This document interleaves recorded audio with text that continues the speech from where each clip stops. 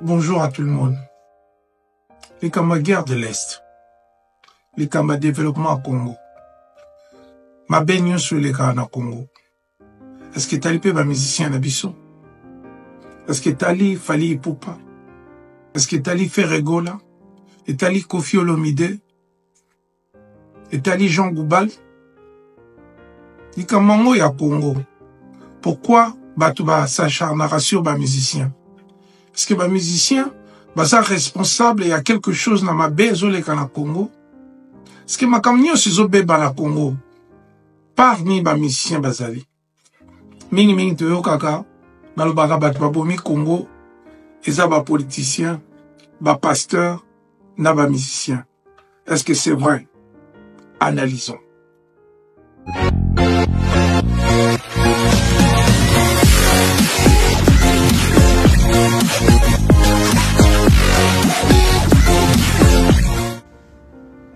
Balobara toujours que histoire ya Congo est reliée na musique. Bana bakoko na biso, musique est toujours partie prenante ya culture na biso. Okokende na tribu mokote na 450 tribus na biso. Oyo komona ke musique ezo jouer rôle moko makasi. Tant bana bazo botama Nabi, tu yemba biso nyonso bana mapasa kelele libumu moko bana mapasa. Partout, Bokechu, Mboyo, Piambo, Kankunambuyi, partout na Congo. Bana mapasa babota makana bansembo, bana nyonso babota makansembo. Musique et salina matanga, musique et na ba fête, lelo na modernité, musique et commis na ba première communion. Na kokula, na ba mariage, même na l'église, partout, même na côté spiritualité na biso africaine, au monde mingi, ba incantation mingi zo samela, na nzela ya musique. Musique ezali partie monene, ya kati ya bomoto na biso, ya anthropologie na biso, ya kozala na biso, ya sociologie, ndenge nini kozali ko sangana na baninga.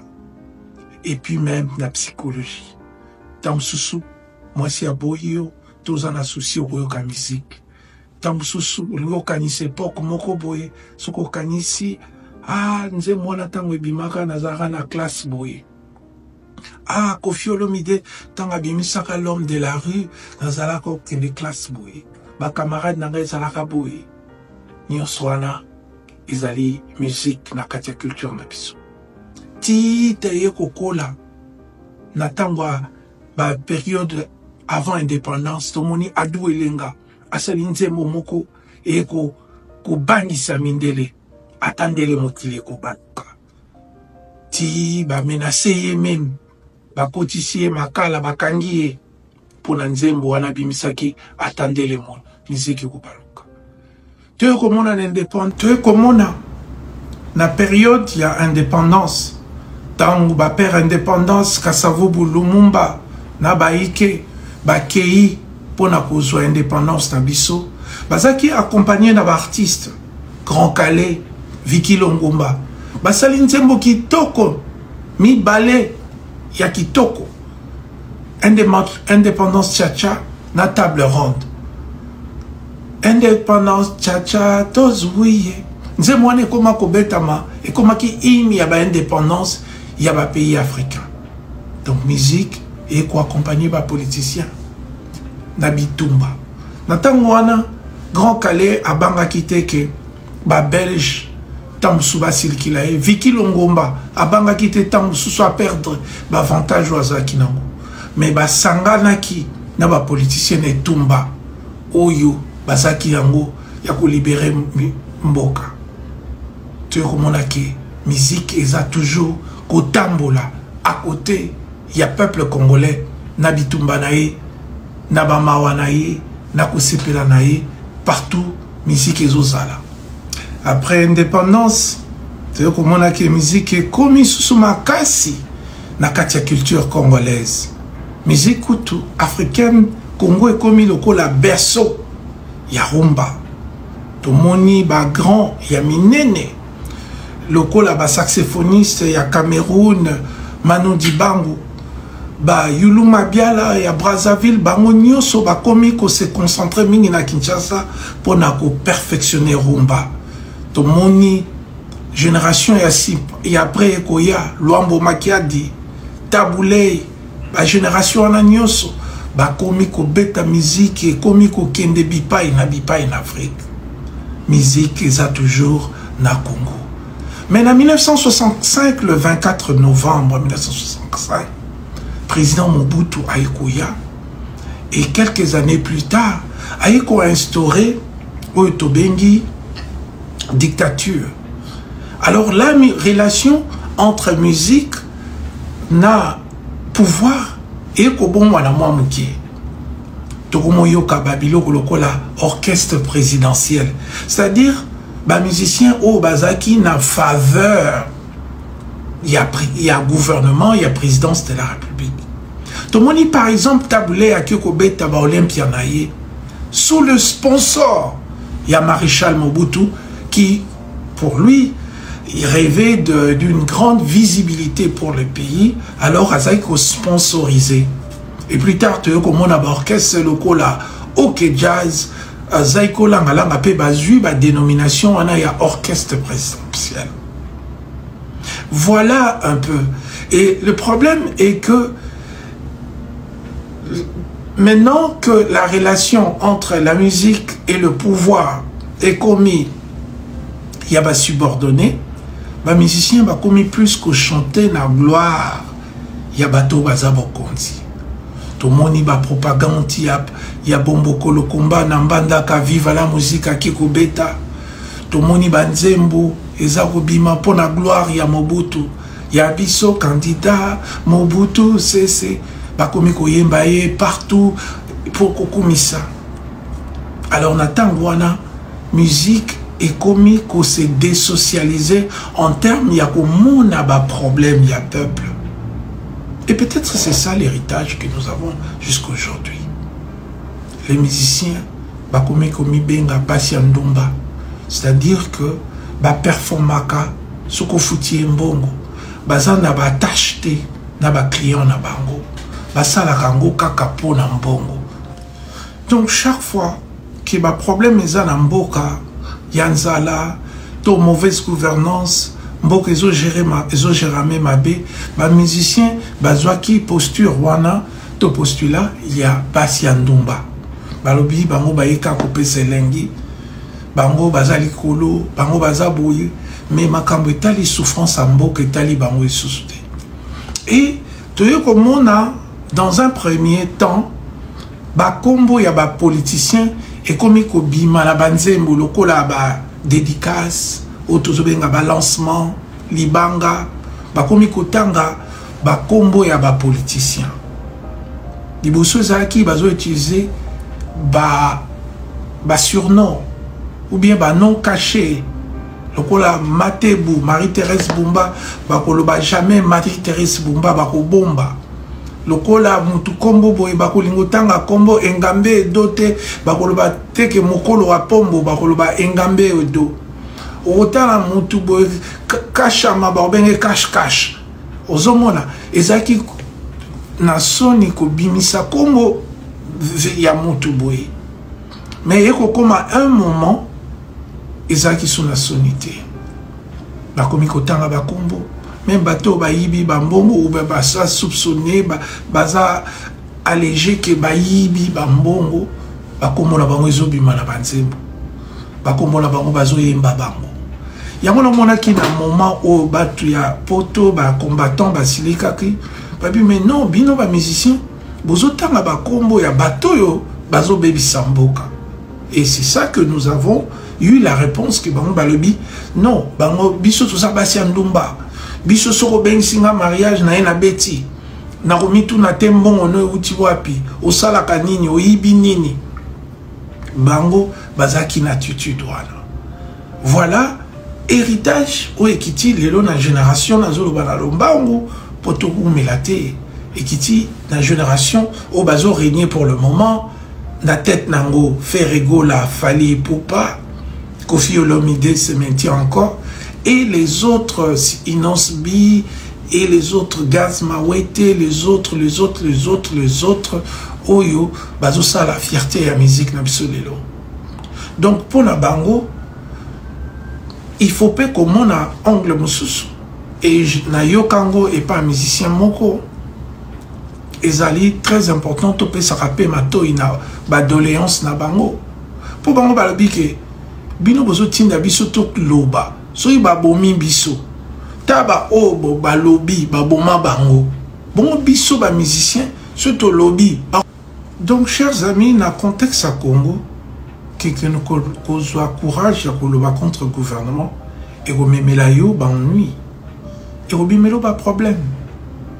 Et il faut féliciter Batokola, faire rigola, Basala Banzembo, Bazoyemba, souffrance na est, Kofi Olomide pa yimba Banzembo, Jean Goubal, à ça passage n'est bien que en même temps lui il souffle le chaud, le froid, mais quand même la chaud à souffle, c'est déjà bon. Nous ne demandons pas aux musiciens congolais de sacrifier vie na bango pour na bateau. Mais bazaraka conscient que bazan a un rôle à jouer. Boyebi na lobara toujours élévation nyon se yaka na prix. Soki nzamba tomboli ona loko moko souvent ils rappellent pour les loko kaka moko. C'est-à-dire que tant on passe koya on joue rôle moko boye. Mais soki yo tombami on a 5 millions d'abonnés, on a 100 millions de Congolais bayebi. Mais tant ba Congolais bazan a passé au tourner le bangoto. Vous l'acceptez autant sur la voiture auto somba. Vous l'acceptez sur le pan aux autonga. Vous l'acceptez sur le marbre et zanandakunayo. Sachant que 90% de la population nabiso bayebi marbre. Bayebi ko vivre malamuté. Bayebi ba classe malamuté pour la balamba. Donc, na boité au sepela biloko na yo. Ngai peta on azwaka na sepelaka. Ngai peta on azwaka na postaka. Mais na ebi ba limite. Batu nyos pe ba yeba ba limite. C'est-à-dire que surtout bato yo bozana ba gouvernement. To mona ki mkolana mwana ya moto moko ba kangazo la kisa ba voiture asika auto somba. Pourtant papa na yazaki accusé de vol. Il y a ba deniers publics. Donc les biloko il faut totalaka. Mais ba musicien trop pe ki sa bango eloko te. Mais trop benga bango ba na conscience na bango. Pour biso pe toza lokola bango toza ba congolais. Biso lelo se to buni mo rebundi e bongi bango ba robeta. Problème na bango balo ba o no musala na biso. Musala na bino revenu na ngwa liboso za ba droit d'auteur. Musique a fait rigola ce que ezui kaka ba droit d'auteur nango. Fait rigola ko sala 5 ans beta musique sauté. Ce qui musique ya Kofi Olomide mutasala ba album à succès ce qui combien. Ce qui a commencé à droit d'auteur naé na malamu nyos. Ako beta 10 ans beta à concert. Moi je ne peux pas demander aux musiciens congolais face à la guerre de l'Est de prendre position. De se dire que je suis pour Nanga ou je suis pour le régime de Félix. Mais je peux dire une chose. Qui problème il y a Congo, il y a un problème na Bissonios. Nous devons être là. Tout l'accès qui est l'ingaka, ba Congolais. Tout l'accès que tous a compatir na ba makamio sezolek. Et il y a plusieurs façons de le faire. On doit parler. On doit condamner. On doit dire à haute voix que tous en a besoin banzela. Je ne pense pas que soki bolobi to bongsa banzela, to bongsa ba route, to bongsa bopito, na monaki de komora sakintembo a kritikaki ndenge hôpital mama yemu. Mais ça c'est parce qu'il a été touché par na po na ye tango a perdaki ndeko na ye. Mais ça devrait être biloko mo tout ça de manière régulière. Tout pense à na bandeko nyonso. Musique à kitoko, musique à Congo à kitoko. Musique religieuse aussi. Vous chantez Dieu, Dieu, que vous ne voyez pas, la Bible parle de ça. Musique religieuse, vous avez manzambe au bumonati. Vous avez ganga ganga wana biloko bumonati. Israël, abunda aponamboranai, le peuple de Dieu. oyo balobiki nzamba balobiki bango bawangani ngai yango wana nde na mimonisi epa na bino. Israël, peuple de Dieu, baza kobunda po na bolambu ya mboka na bango. Bato nyonso basambelaka ba bouddhiste ba musulman ba boudara pepe na bolambu ba peuple na bango. Pourquoi biso église epekisa bato ba s'ingérer na souffrance et puis kolia blia ba mbongo ya ba peuple ou baza ba pauvre ou bazanga politique basalaka pona ko sisa ba inégalité politicien salaka te po bakisa ba inégalité ngai naza patron église naza na bandako population nyonso ba ko sambela ba pauvre. Ce n'est pas ça, ce n'est pas ça na suki wana. Donc de soutenir les musiciens peuvent soutenir biso peuple pour tout tomber la bino 10 millions d'albums vendus 100 millions d'albums total la émission na bino parce que tout linga rabino bozo sala honneur à mboka mais tant biso pe tozana pasi boye baka pasi yango na suki wana. Les aigris ça existe dans mon pays. Lorsque Tshisekedi a été mon ministre de l'Intérieur, mon ministre de la Justice, lorsqu'il a été pendant 7 ans vice-président de notre Assemblée, président, directeur général, délégué général d'Air Zahir, ambassadeur. Eh bien, depuis qu'il a perdu tous ses titres, il devient aigri et pour vous, c'est un opposant. Aujourd'hui, je suis ici au Congo-Brazzaville et on va découvrir ensemble ce que ce monsieur est en train de faire ici. Regardez, maintenant vous pouvez commencer s'il vous plaît. Ouais, donc je suis Vital Vichon, chimiste, chercheur, inventeur congolais. J'ai commencé la recherche depuis l'âge de 8 ans, donc avec le problème d'électricité qui secoue le pays, quoi. Donc j'ai mis au point l'électricité à base des plantes, parce que les plantes, elles ne polluent pas la nature. Les plantes nous renvoient le dioxygène et consomment le CO2. Donc la plante pour vivre, elle a besoin de chaleur et de soleil. Donc sa nourriture minérale est puisée dans le sol. Donc les éléments de base sont l'azote, le phosphore et le potassium, c'est la trilogie NPK, auquel on peut ajouter des éléments fertilisants tels que le calcium et le magnésium. Donc on va apporter de l'eau et j'ai construit le vithium. Le vithium, c'est fait à base du citron. Donc à l'origine et pendant des siècles, la seule source de la matière première a été à travers les plantes et là c'est les animaux. Donc dans un fruit comme le citron, il existe plusieurs centaines de composés chimiques en proportion variable avec l'espèce et la partie du végétal. C'est pourquoi j'ai tiré du citron un composé que j'ai baptisé Vithium, provenant de mon prénom Vital. Vithium qui veut simplement dire vivre tranquille avec tous les éléments chimiques qui prennent la terme IUL. Donc pour cela, lorsque vous mettez le Vithium dans la plante, elle va toucher les racines parce que les plantes, elles libèrent du glucose. Automatiquement, il y a la photosynthèse de la plante et elle vous génère l'électricité en courant continu. Donc vous devez avoir un transformateur pour avoir du courant alternatif. Si vous avez un gros transformateur, vous pouvez électrifier une grande maison, que ce soit en étage que j'ai fait, j'ai déjà mis au point avec le PNUD. On a fait 4 maisons test à Pointe-Noire. Donc le processus consiste, j'ai mis le capteur à l'intérieur, donc je vais balancer avec ce connecteur.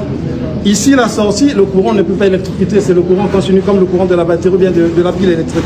Mais quand on va le relier au transfo, l'oscillateur va permettre de basculer en courant AC.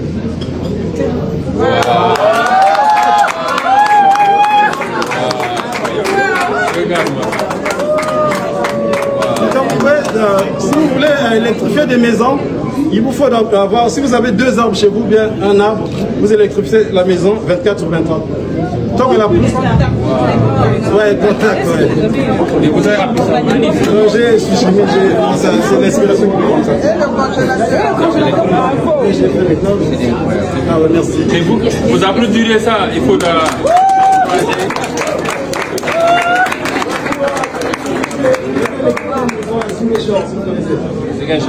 au Sénégal.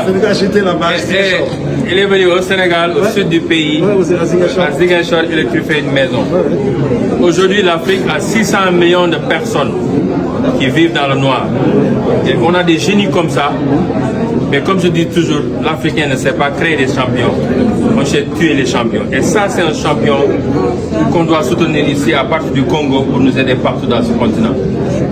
On a les têtes sont là. Donc à nos gouvernants, à nos leaders, je commence par le Congo, aidez-nous. donner les moyens à ce monsieur-là qu'il nous aide à électrifier ce pays et ce continent pour que demain ils peuvent compétir au niveau international. Merci pour ce que vous faites. Merci. Nous en sommes très fiers. Il faut applaudir. Comment vous contactez? Vous avez une page? Oui, une page Facebook. Ouais. Il faut suivre sa page, c'est Vital Vitium. Vital Vitium sur Facebook et Instagram et TikTok. Sur YouTube. YouTube. Merci.